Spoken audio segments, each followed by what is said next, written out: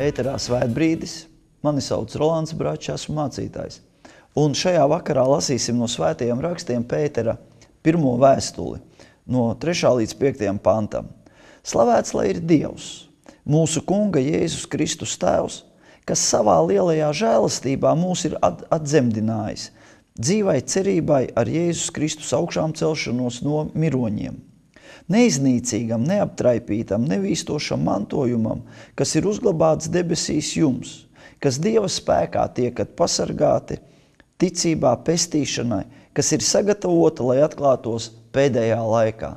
Dieva spēkā mēs tiekam pasargāti no slimībām, Dieva spēkā mēs tiekam pasargāti no lāstiem, nelaimēm un neveiksmēm.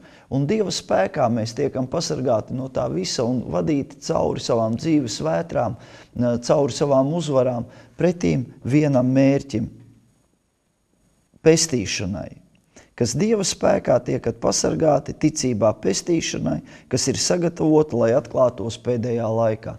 Tad, kad mēs izjūtam Dieva spēku savā dzīvē, tad, kad mēs izjūtam Dieva klātbūtni savā dzīvē, tad šie vārdi slavēts, lai ir Dievs mūsu Kunga Jēzus Kristus Tēvs, patiesi nāk no sirds, un patiesi mēs biežāk nekā parasti tad varam pateikties Dievam, slavēt viņu un godināt savā dzīvē, sajūtot viņa elpas pieskārienus un viņa roku vadību. Pats galvenais mūsu dzīvē ir sastapties ar Dievu, pats galvenais mūsu dzīvē ir sakārtot attiecības ar Dievu, lai mēs būtu pārliecināti, ka mēs dzīvosim mūžīgi un ka mūsu grēki jau šeit uz zemes ir piedoti. Tāpēc es vēlos lūgt ar visiem, kas ir kopā pie televizoru ekrāniem, šo grēku nožēlas lūgšanu, kas ļauj izlīgt ar Dievu. Debesu Tēvs, es nāku Tavā priekšā un lūdzu piedošanu par saviem apzinātajiem un neapzinātajiem grēkiem. Es vēlos kļūt par Tavu bērnu. Es vēlos, lai mani grēki tiek mazgāti Tava dēla Jēzus asinīs. Un tāpēc es pieņemu Tavu dēlu Jēzu Kristu par savu glābēju un pestītāju. Un es ticu, ka caur šo lūgšanu man tiks dāvāta grēku piedošana un mūžīgā dzīvība.